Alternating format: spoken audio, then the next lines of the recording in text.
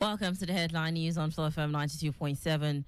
Headline News Analysis, on FlowFM 92.7 is Wednesday, the 10th of December, 2025. The Headline News Analysis is a platform created by FlowFM for you to have your say and make comments about the news stories that were brought to you at 7 or anyone you see in the national dailies you'd like to talk about.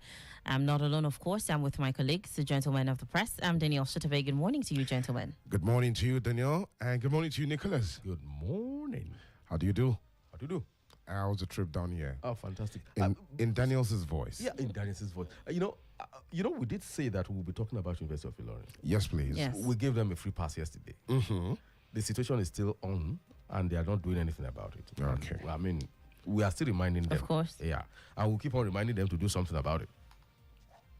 All right, it's very, very important that just something is done because I think yesterday evening as well too, I was taking the evening walk and then I saw students just returning from school, Wow. walking tired, so tired. I'm like, come on.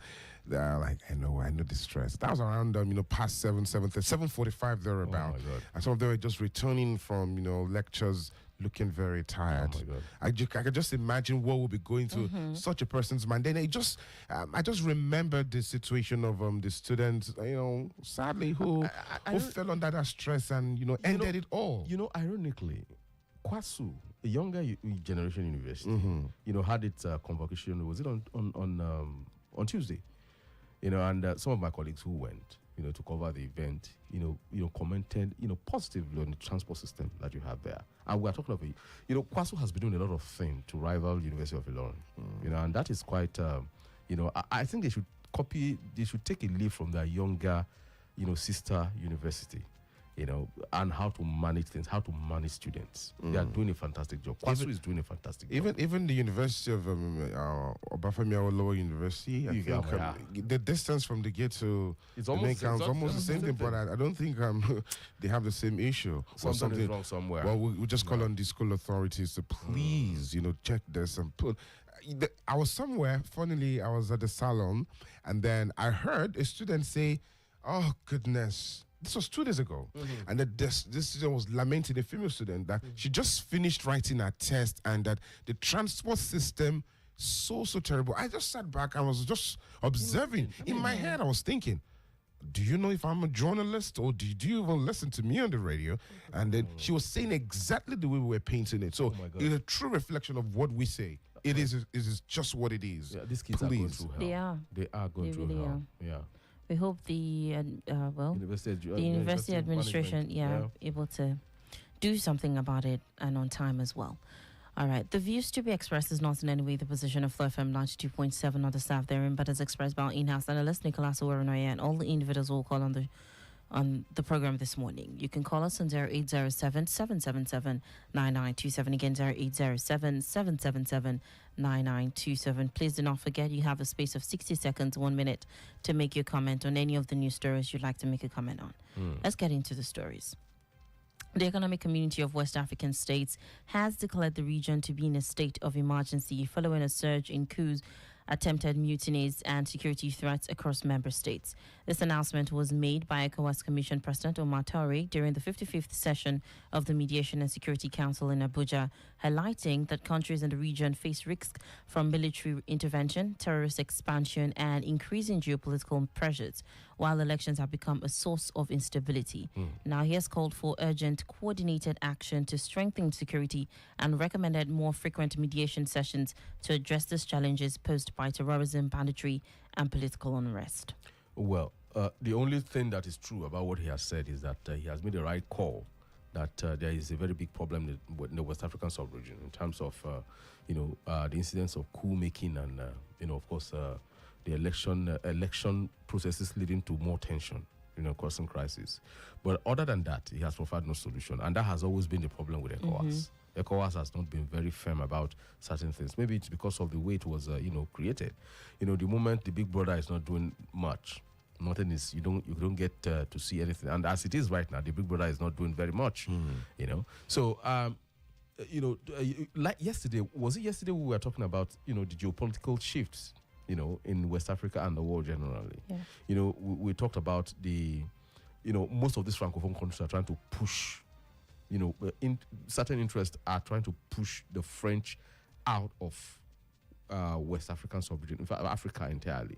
I know that Italy is backing that move. I know that there was a time they had a diplomatic, face-off, and the Prime Minister of Italy, what's the name of the lady again? This very sharp-tongued, fiery, PM, came down heavily on Macron, about how the French have, exploited Africa, to its own peril, So, and of course, it was at that point you now start having this Traoré movement in Burkina Faso, then of the Mali coup, and, then of course, there are certain tendencies that are moving within the Russian, within the Russian sphere, taking more active interest in West Africa, and that is what you see playing out. So, for us, for the French, they have found a very good partnership in the current administration of Nigeria. So that was why there was a heavy pushback when Nigeria wanted to move into Niger, to dislodge the coupists, but it wasn't successful. So what we have right now is that there are very strong tendencies trying to push France. And France is a superpower. It has a lot of alliance within the EU. So it's not going to be easy to dislodge them. So that is what is really happening. So I think at this point, what we have going for us has been that we have been non-aligned for a very long time. So you cannot really pin down the Nigerian, foreign policy. So it's like we are kind of amorphous, so you can't pin us to anything. So even if you say, okay, even if you want to make an allegation that we are aligned to France, you can only say because the president has a personal relationship with him. And a president can have a personal relationship with anybody. He's free to have it. So that is where the thing is. That is what I think is bringing about that tension in ECOWAS. All right.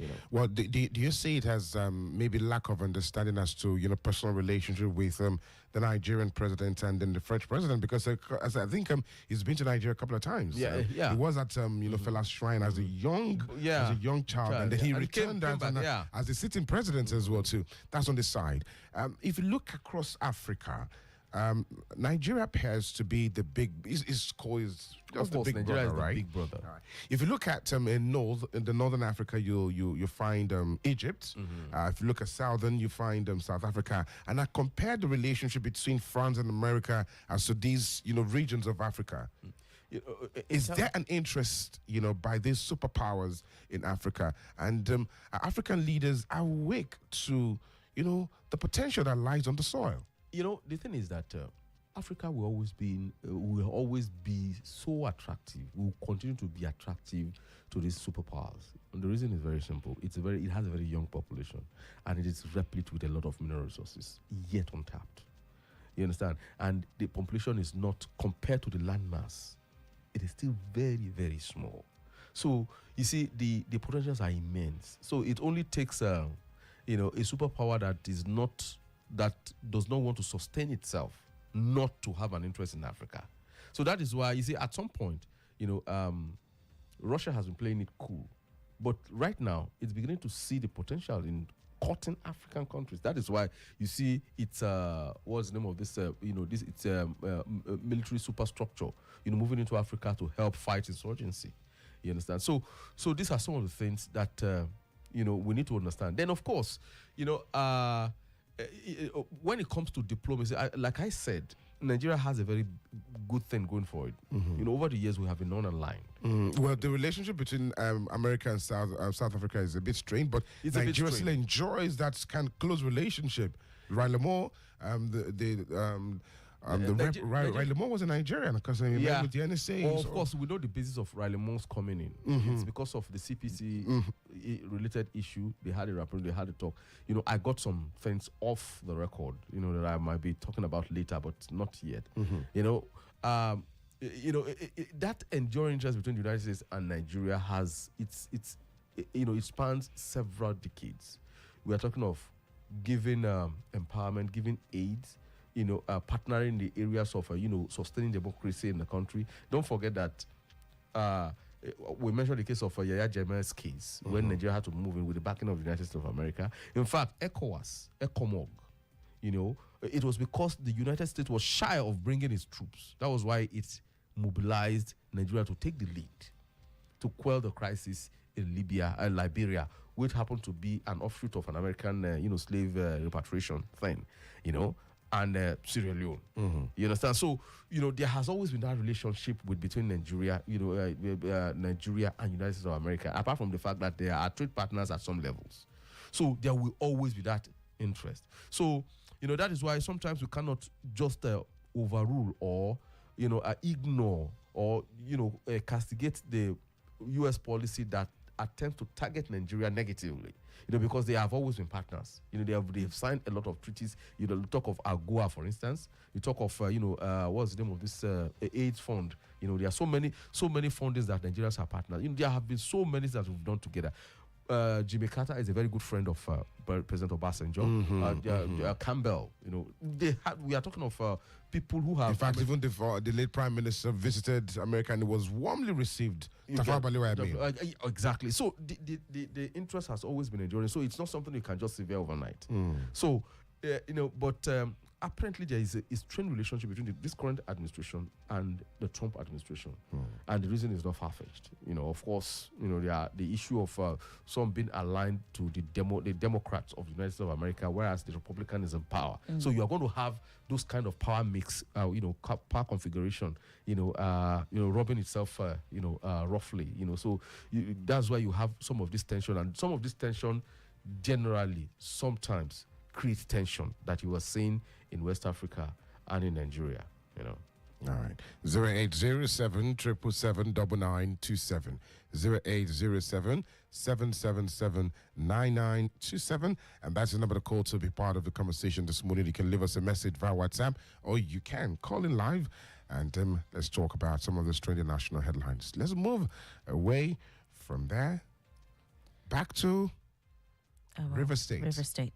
The River State Governor, Siminalayi Fubara, says he left the PDP because the party failed to protect him during the state's recent political crisis, and that was what prompted him to seek support from the federal government. And he announces his defection to the APC alongside key supporters during a stakeholders meeting in Port Harcourt, stating that the ruling party provided the backing he needed to withstand political threats and continue in office. All right. But Nicholas, before you go into that, let's ask you, from the governor's, words, do you think the PDP never truly supported it, never stood by him? Come on, D. That is a blatant lie. Because I know of how many times the governors have met him and have stood by him, made statements. But the fact is, the power that be were way too strong, and he is too weak. I have said it countless number of times that the man is a wimp, politically speaking. You understand? We are not talking about him as a person, but politically speaking, he's just a wimp. It's not the kind of person you queue behind as a leader. You understand? He doesn't have all those things that makes, he has no spunk. You understand? So, you see, you have the example of Adeleke. Yeah, Adeleke is, people call him a jester, a clown, or whatever. But in terms of having political spunk, you have it right there. Now, there was a time he wanted to move into APC. He watched the way the whole thing. They gave him conditions he couldn't, bend to. And we learned that he has moved to a court party. Yes, he's moved to a court party now. Yes. You see, that is what that is a politician that you can trust. That at least he has some fire in his belly. Similar Fubara, as far as I'm concerned, is just a nini. He doesn't deserve to be in that seat. So whatever he gets, he deserves it. That is as far as I'm concerned. Now that he has moved, and some persons have even predicted this months before now. Yeah. Did you see it coming? That's the thing about politics. You don't actually see things coming. You might have an inkling, this might happen, but you just have them as permutations. But yeah, I suspect that this might just be it. But that is, like I said, he doesn't have the spine. So definitely he will kowtow to whatever decision that is made for him. Okay, part of the report says that he is pledging his full support for President Tinubu's second-term bid. Do you think this is also him, maybe pushing forward for his own second-term bid as well? Of course, that is the thing about politics. So this seals his own return as well to strategically. Yeah, but I think that, again, some might look at it as if you can't beat them, you join them, kind of a thing. The State House of Assembly all of them defected. So that he will in not fact, it was announced even last week. So in order not to catch him, an inter-party squabble, he decided to join them there. So on what basis are you going to fight him again? So wherever you go, if they move back to PDP, he will join them back into PDP again. So but it's political survival. But for me as a person, I'm not a politician. I look at people based on character. What does your character say to me? You understand? I have never been a school of thought of anywhere but left is kind of politics. If everybody is going left, even if you don't believe in going left, you just go left because people are going left. That's not my kind of thing. You must have a character. You must have certain thing about you. You see, that is why, regardless of, even though I might not be aligned with a lot of the philosophies of Mr. President, I admire his spunk. I admire his, the kind of guts he has as a politician. You understand? Let's take a call real quick. Hello, good morning. Hello, good morning. Good morning to you. What is your name and where are you calling from? My name is Shitta. I'm calling from Zongo. Oh, right. Shitta from Zongo. Please go ahead with your comment. Yes. My comment this morning is just to support this block, coup d'etat. You see, it's funny when the black Africans put all the blame on colonial masters. The same France that colonized a black Africa, they also colonized North Africans. And compare the North African development with the black Africa. South Africa was colonized.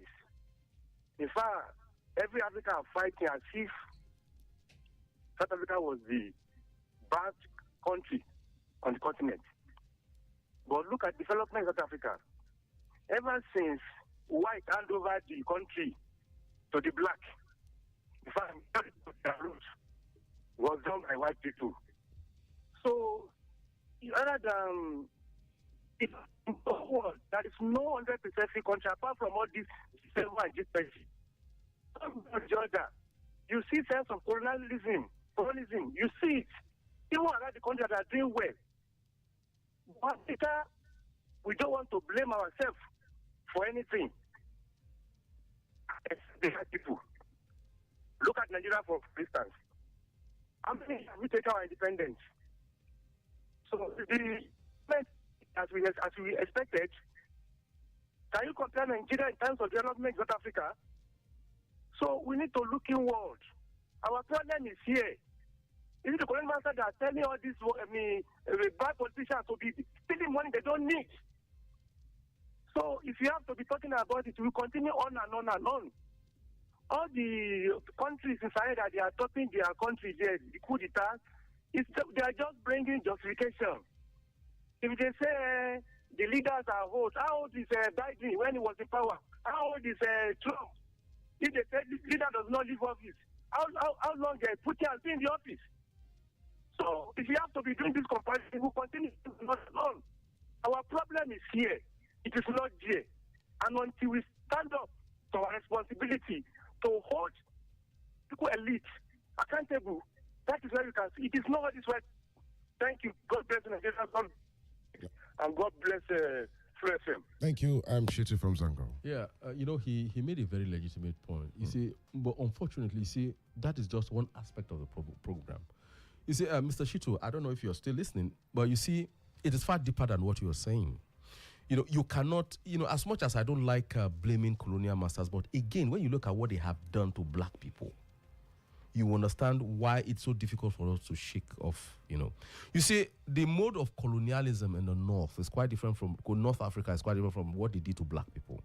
Is until the, I think, early 19th century. Do you know that most white scholars believe that blacks are not humans? Mm-hmm. That is number one. That we are livestock. That is what we are to them. Mm-hmm. That is, we are talking of science-based, philosophy-based, talk of all manners of evidence upon which they create their laws and things. They skewed it in such a way to make blacks look not human. I think that reminds me. I think is it Sierra Leone or Liberia, the slave returnees that even within them blacks segregated their fellow black slaves you understand? That returned to the country. Exactly. Is it Sierra Leone? I think it's Sierra Leone or I think it's Liberia or Sierra Leone. Yeah. Country, yeah. Yeah. So the basis of that, it's on that basis that Black African states were created. Without because when they are animals, then they don't have culture. They don't have cleavages. They don't have ethnic cleavage and things like that. They just arbitrarily created borders that put people who are entirely different together as a way of managing them. You understand? So it was not the same thing with the homogeneous Berber tribes that you have in the north. So they already have a tradition, they already have a civilization, they have a writing system, they have a coherent, structured governance system that the British, the French understood. So they worked on it. But that wasn't the case with Africa. They foisted something entirely new on us. So that is why, you see, it's still, as much as those theories have been debunked over the years that we are humans and things like that, but I think within the DNA of the average white man, they still see us as inferior. That is what affects most of the foreign policies they have. You understand? If, the president of the United States can look at a country and call it, I don't want to use that name, look at the kind of language he uses on Africa, Black Africa. So that is the typical white man for you. So, but you see, it is not, yes, like Mr. Shitu said, we have to, there are two ways you can do that. You can remain angry, or you can convert those animosity into fuel to show that we are not what you think we are. That is by elevating our thoughts to remove all these small squabblings and, small infightings. Come together and say, this is where we are going as a country. That has always been our problem. No, as a continent as well.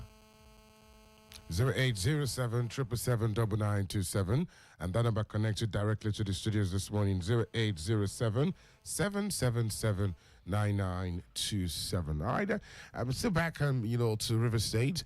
Now we have let's take a call. Yeah, let's take a call. Hello, good morning. Hello, good morning, Danielle. Good morning. Good morning to you. This is calling from Shaw. Mr. Davids. Please go ahead with your comment. You see, this morning I got my master. He has confirmed what has always been my thought. That especially Nigeria is not a country, but a geographical entity amalgamated by the British for their own selfish gain. They created the problem we have these days. You see, when you are saying you shouldn't blame a dead man, that is the African culture.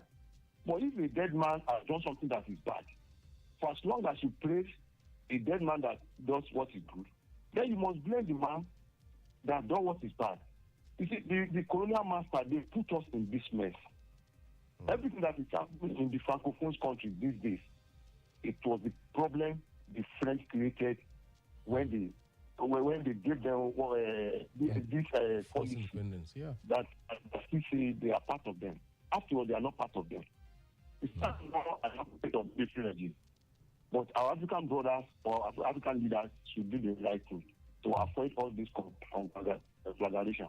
Thank you. All right, thank you. Just a quick question as to Mr. David's comment. If you look at that, you see the French involvement in those Francophone countries, and how even the Swiss bank is still very, very relevant as the major central bank for some of these countries. Now Western countries in realization as to the quest and the pain of these guys. They know.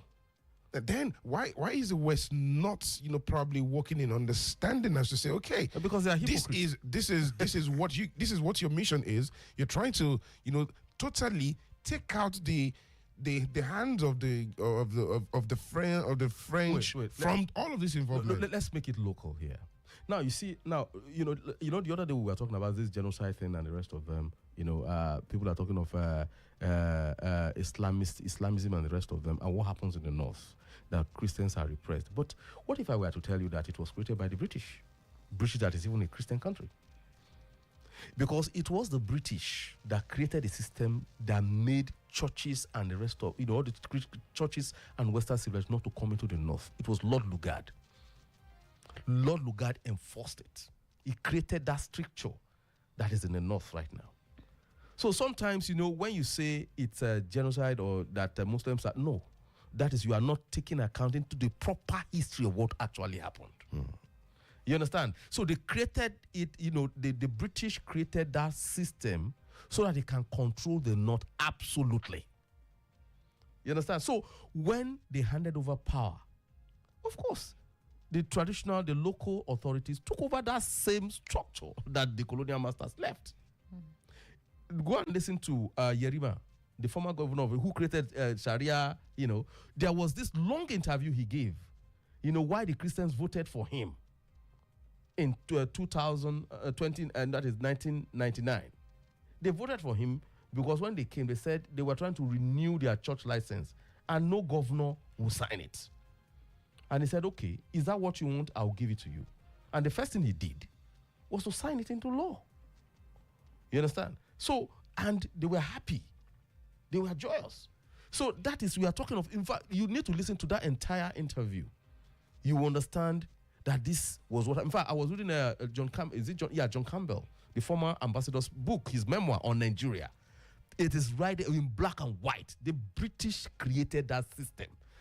So, but you see, they created a system and pretended as if nothing is happening. Okay, so in this case of the West and the Sahel blocks, who do we fault in terms of creating this particular problem? You see, what I think, this is my opinion, what I think the Burkina Faso government is trying to do is to shake off those colonial mentality. But of course there will be resistance, because that is part of the Commonwealth of France.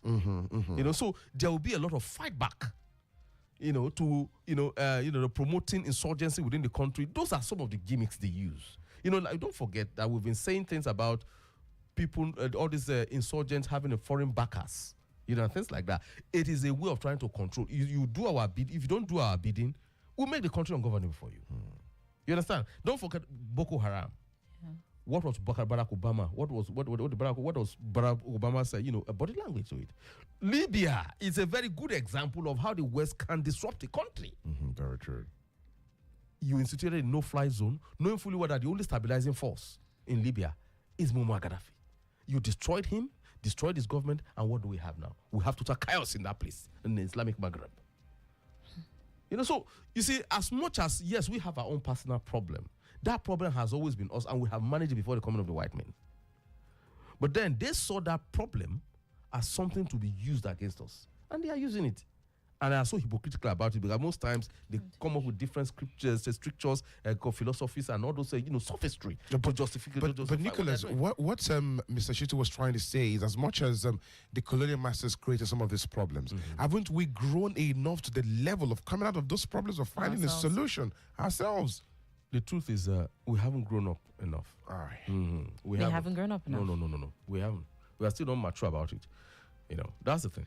All right. Well, maybe we'll pick it up tomorrow as well. But your closing thoughts real quick.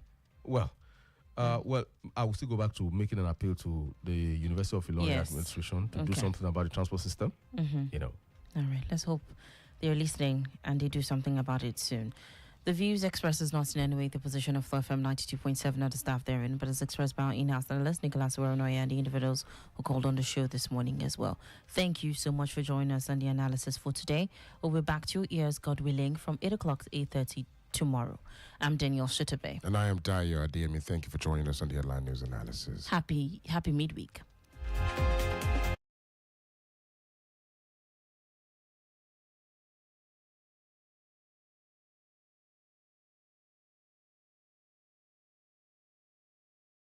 Even when I dey sleep, make I no lose guard o. Baba, in short, just dey help me stay alert. As Airtel dey alert me anytime Yahoo people send spam message to take scam me o.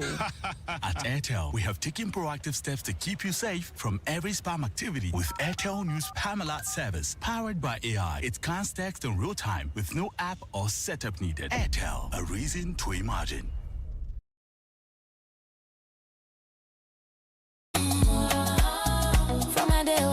So be moon. Hey. FlowFM in the mix tonight. Hey. FlowFM in the mix tonight. FlowFM 92, we the rule the night. Hey. FlowFM, we the rule the night.